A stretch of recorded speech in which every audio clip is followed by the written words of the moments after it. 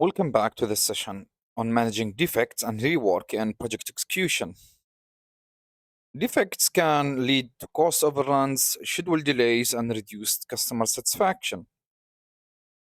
Making defect management is a critical part of the quality assurance. And this video will explore the causes of defects, the difference between preventive and corrective actions, and effective defect resolution strategies to ensure high quality project outcomes.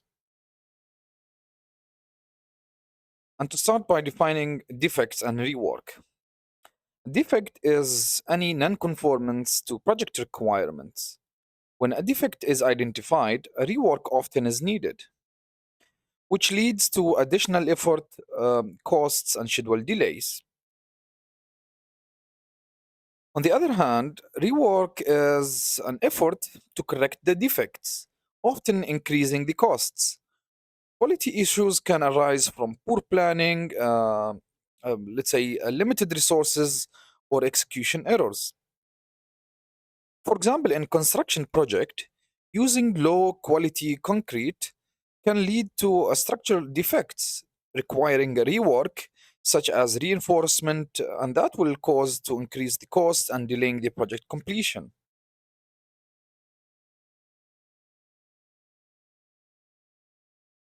The common causes of defects in execution. So, defects often arise due to the unclear project requirements or, let's say, inadequate testing or human errors. So, a root cause analysis can help identifying why the defects occur. So, on the previous session, when we said the root cause analysis can help you understanding the reasons behind the issue or the defects, we say that we can use the 5 whys, the fishbone techniques to have an effective root cause analysis. So again, we say that the common causes of let's say defects in execution, it's the poor requirements gathering leading to misaligned expectation, the limited testing and quality control, ineffective quality control resulting in undetected errors and escaped defects.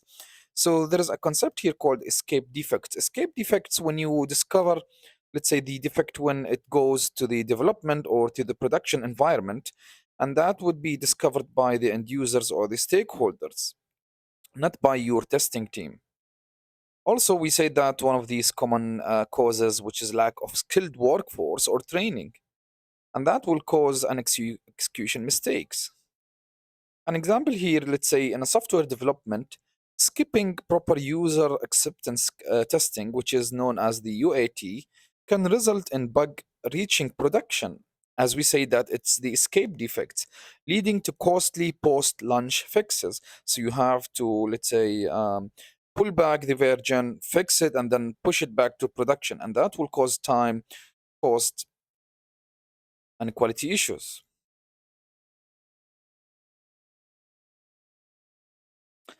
Now, to understand the preventive versus the corrective actions.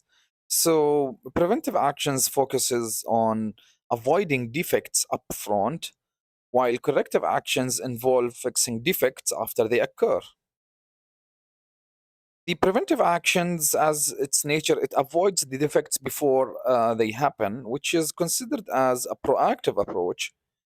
On the other hand, the corrective actions, it focuses on fixing the defects after they occur or after it's been discovered by your stakeholders or end users, and it's a reactive action. So it requires a balanced approach to reduce the overall rework efforts. Let's say in an automobile manufacturing project, an example here to prevent an action involves implementing strict supplier quality checks, and where you can take a corrective action would be, let's say, issuing a recall after defects are found in sold vehicles. Now let's see how you can prevent, let's say, defects. So the key strategies here that you can follow is ensuring a training and upskilling to improve the workforce efficiency. Also, a strict quality assurance QA process at each project phase. You may also use some of these automated tools for testing to detect and prevent errors.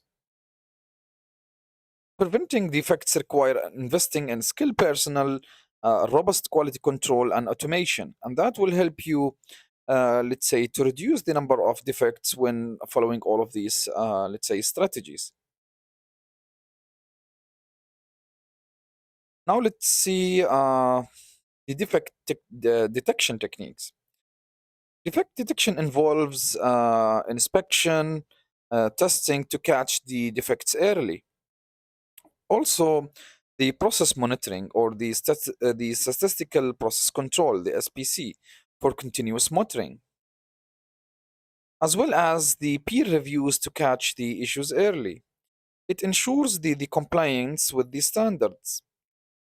For example, here, let's say a software development project, the code reviews and automated testing help detecting the bugs or defects before they reach the production, reducing the costly post-release fixes.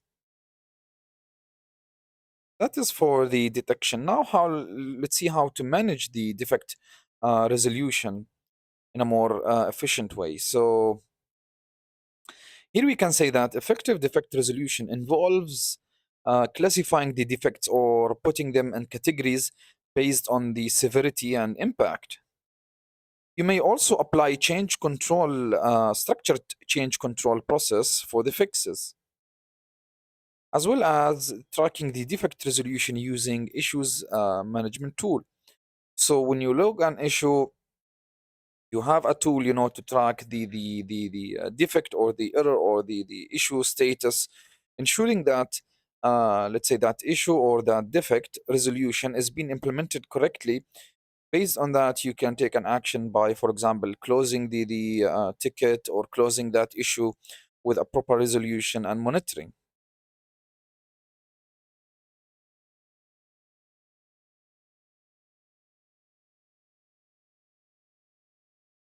How to minimize the rework in execution.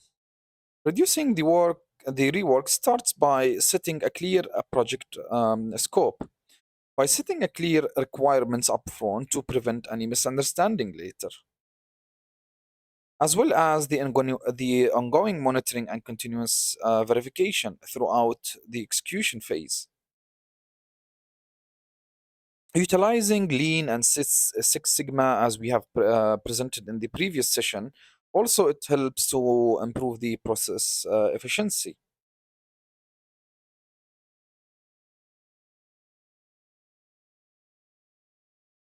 The quality metrics for defect management.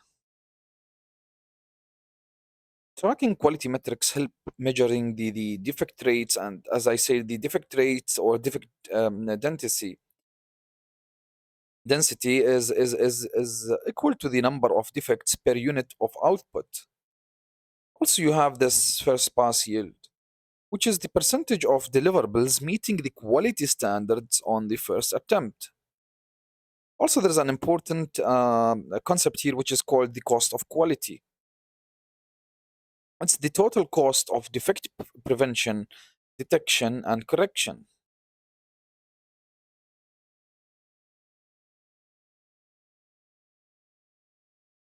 And to summarize our session on effective defect management, we say that effective defect management is essential for maintaining the project quality, reducing the costs, and ensuring stakeholder satisfaction.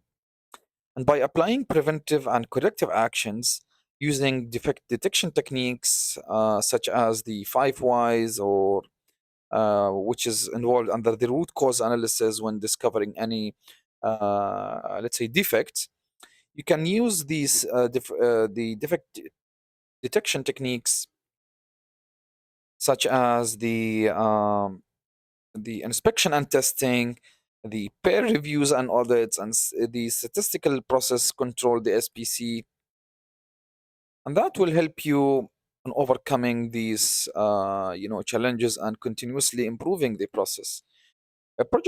Projects can achieve high quality deliverables while minimizing the rework.